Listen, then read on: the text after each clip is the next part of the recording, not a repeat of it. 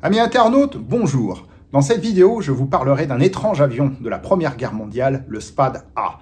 Étrange, car son hélice est située au milieu du fuselage, devant le pilote et derrière l'observateur, juste derrière et très près. Un peu trop près même. L'histoire commence avec cet homme, Armand Desperdussin. Armand Desperdussin est un riche courtier en soieries de Paris qui crée une société de construction d'aéroplanes en 1909 et y embauche un jeune ingénieur des arts et métiers de 29 ans, M. Louis Béchereau, qui lui-même était un ancien collaborateur du célèbre Clément Ader. La société Desperdussin se distingue en produisant des avions de course monoplan à fuselage monocoque qui, dès le mois de janvier 1912, battent le record du monde de vitesse en dépassant les 145 km/h et vont l'améliorer ce record pour atteindre les 200 km/h en septembre 1913. Néanmoins, si les avions Desperdussin vont de succès en succès, leur société, elle bat de l'aile. Armand Desperdussin a mal géré ses avoirs et a dû détourner de l'argent d'une de ses sociétés. Il est mis en faillite au début de l'année 1913 et il va être incarcéré, mis en prison, ses biens étant vendus aux enchères. Louis Blériot, le pionnier de l'aviation qui a fait fortune en réussissant la traversée de la Manche en 1908 avec son Blériot 11, il est à ce moment plus tout jeune, il a 42 ans, et il est un peu laissé à la traîne de la technique. Il comprend que pour assurer la pérennité de sa société, il lui faut embaucher de nouveaux talents. Et avec la liquidation judiciaire de la société Desperdussin, il flaire la bonne affaire, et grâce à la matière grise que va lui apporter l'ingénieur Béchereau, donc il rachète la société à la veille de la Première Guerre mondiale, en commun avec un groupe de quelques amis industriels. Cette société, elle a été gérée par le liquidateur judiciaire, un certain Reynaud, qui a formé la Société Provisoire Armand Desperdussin, en abrégé la SPAD.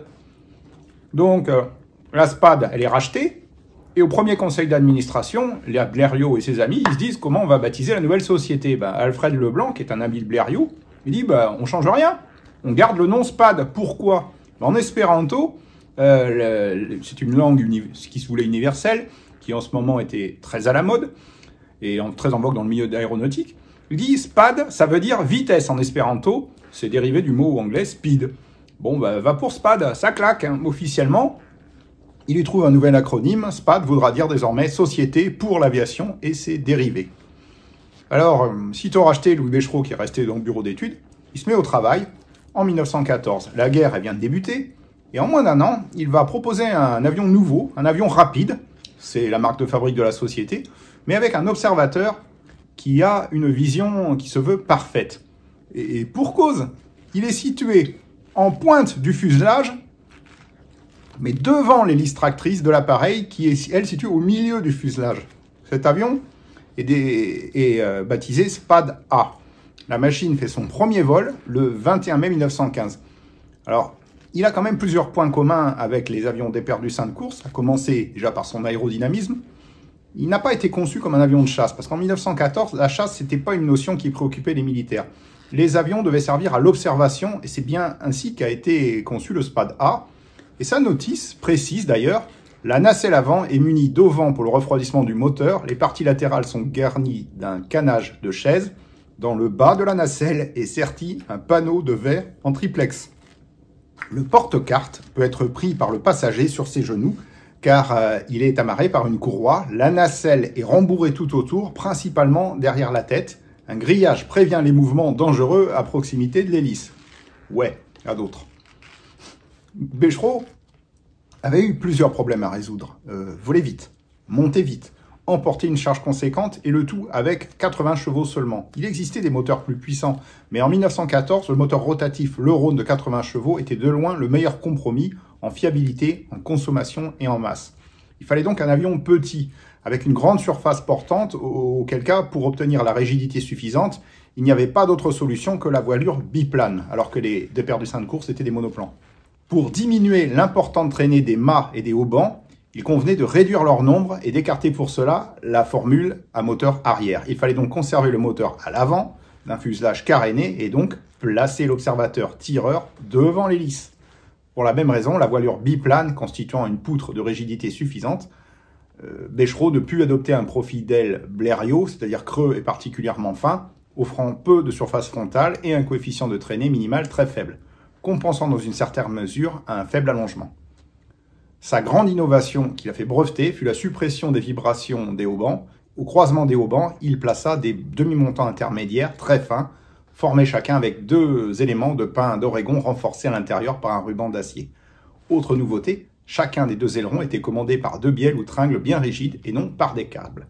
Quant au fuselage, comme les empennages, il a la forme de celui des avions de course d'Éperdusin. Cependant, c'est plus un tronc de cône monocoque qui est fait de 3 couches de bois en lamellé collé, mais c'est un fuselage de section rectangulaire, un peu arrondi, fabriqué autour d'une poutre avec 4 longerons, avec des montants, traverses, faux cadres, le tout aubané à l'intérieur, puis entoilé. Cette technique de construction, c'est celle des monoplans de travail d'Éperdusin, était parfaitement maîtrisée dans l'industrie en général et par les usines Blériot en particulier.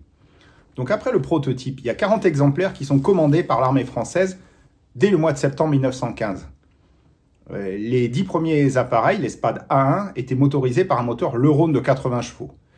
L'avion fait 9,1 m d'envergure, 7,7 m de long. Ils ont les dimensions d'un avion de tourisme d'aujourd'hui. Et ils volaient, selon son constructeur, avec le tireur, l'observateur, armé d'un fusil. Ils atteignaient les 140 km/h.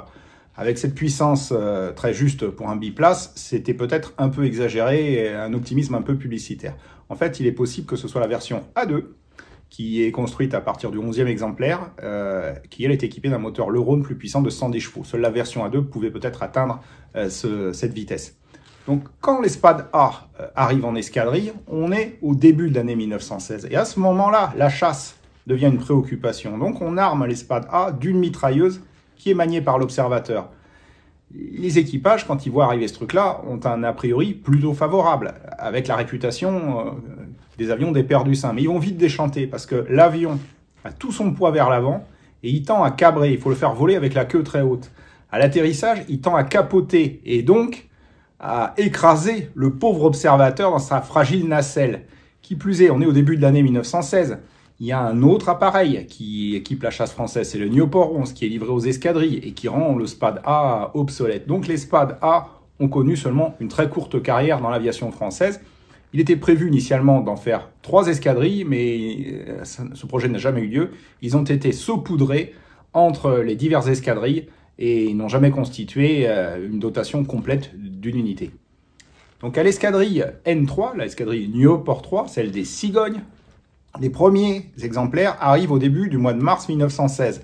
À la fin du mois d'avril, l'unité s'en est déjà débarrassée. À l'escadrille N73, qui est en Lorraine, elle conserve les siens un peu plus longtemps, puisque le 17 mai 1916, il y a 2 pilotes qui vont décoller sur alerte à bord d'un SPAD A, le SPAD A2 numéro 31.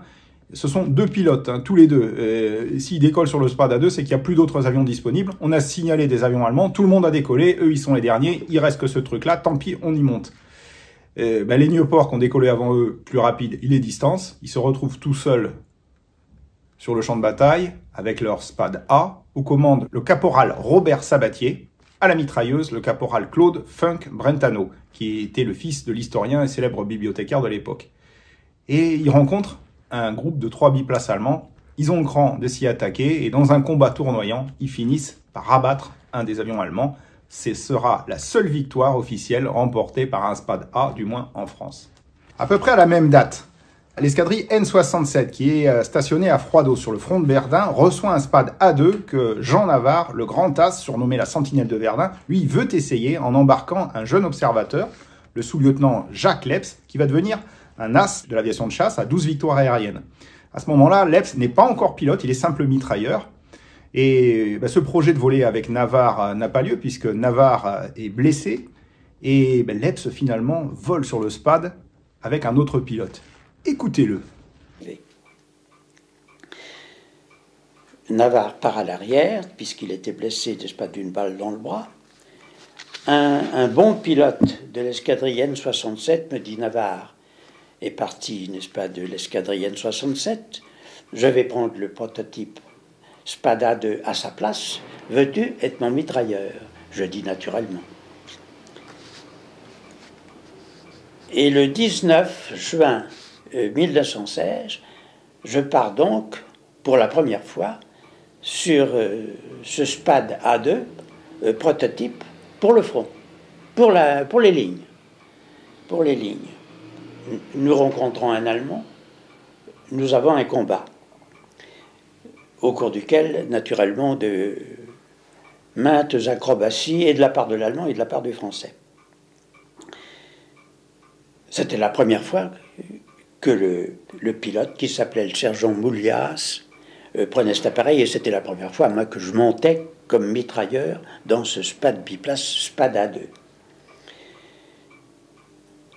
Quand l'appareil piquait au cours de ses acrobaties, il piquait beaucoup plus vite que moi, en tant que poids d'une cinquantaine de kilos. Il piquait beaucoup plus vite que mon corps. Je quittais ma place et je n'étais retenu vaguement que par mes attaches et par le simili-toit de la mitrailleuse. Impossible de tirer, c'est pas impossible. Et quand, au contraire, à la ressource de mon pilote, j'étais absolument écrasé dans mon siège, impossible de lutter contre la pesanteur, impossible de tirer une balle. Le pilote s'est rendu compte que je ne pouvais pas tirer. Et il quitte la zone de bataille et revient sur le terrain de Froidos. Toute l'escadrille pour voir atterrir le prototype qui volait pour la première fois sur les lignes sort, n'est-ce pas, et en tête le capitaine de Saint-Sauveur qui avait remplacé le capitaine de Villepin, et tout le monde attend l'atterrissage pour me demander mes impressions. Le pilote prend le terrain comme il le peut, le terrain de Froidos, et à plus de 100 à l'heure, d'espacer, roue touche le sol et il capote. Le pilote ne risque rien qu'un saut périlleux à 100 à l'heure, mais ce c'est rien du tout. Mais moi, qui était dans la petite nacelle, n'est-ce pas, qui sans aucune protection, avec l'énorme hélice qui était derrière moi, et le gros moteur rotatif qui tournait derrière l'hélice, j'étais absolument écrasé.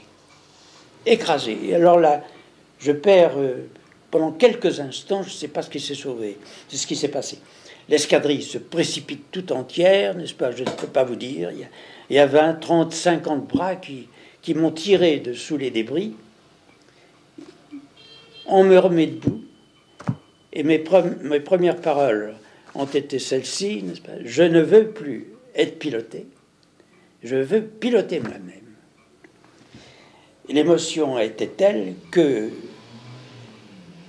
on m'a conduit, j'étais debout, on m'a conduit directement sur un autre terrain qui côtoyait le nôtre, et une escadrille qui était sur ce terrain, qui était la Nieuport 23, commandée par le capitaine de Beauchamp.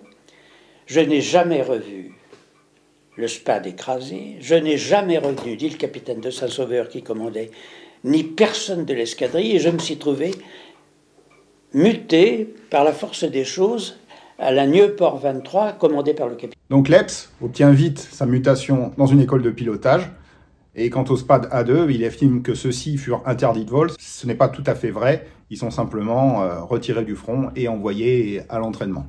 Que faire des SPAD A2? Eh bien, on les refourgue aux Russes. Les Russes ont besoin d'avions, on leur envoie les rebuts, et on leur envoie le solde de la commande des SPAD A2, et même une nouvelle commande qu'on fait pour eux. Comme il n'y a pas assez de moteurs 110 chevaux, on les équipe du moteur 80 chevaux qu'il y avait sur le prototype. Ce sont les SPAD A4. Les archives russes indiquent que pour cet avion, il y avait une vitesse en moyenne d'environ 115 km/h, sans doute conforme à la réalité. Certains des SPAD A4 russes ont été équipés d'un train d'atterrissage à ski. Et dans les archives russes, bien que on puisse questionner la véracité des faits, il y a 3 victoires aériennes qui ont été remportées sur cet appareil qui a combattu sur le front russe au moins jusqu'en 1917. Les Russes d'ailleurs ont modifié au moins l'un de leurs derniers SPAD A4, le numéro 97 que vous voyez là, en supprimant le tireur dans la nacelle et en mettant dans la nacelle 3 mitrailleuses Browning. Ça, c'est sans doute inspiré de plans qui ont été dressés par la société SPAD. Alors, il y a eu d'autres tentatives d'amélioration. Bechereau chômait pas pour tenter d'améliorer son appareil terrible. Et on peut voir ici, vous avez eu le SPAD A3 qui est là et qui est équipé d'une double commande, c'est-à-dire pilote et observateur peuvent piloter l'appareil et sont chacun équipés d'une mitrailleuse derrière leur tête. Il y a eu d'autres améliorations. Le SPAD A5 qui est un triplace à moteur Renault de 250 chevaux qui vole pendant l'été de 1916. Il y a eu un SPAD B, c'est un monoplan à fuselage arrondi. Il y a eu le SPAD C, le SPAD D, etc., qui restent tous des prototypes. Ces avions n'ont aucune suite.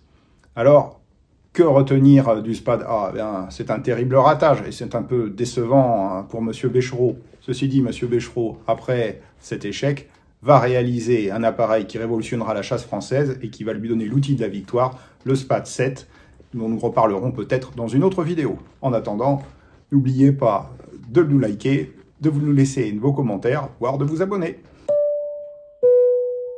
Il est bon le saucisson? Ouais, bon. J'aurais préféré du canard. C'est dur de parler que le saucisson dans la bouche, c'est pas une bonne idée, moi, je parle comme ça. C'est drôle. Ouais, mais tu peux, c'est marrant. Non. Merde. Mon sauciflard.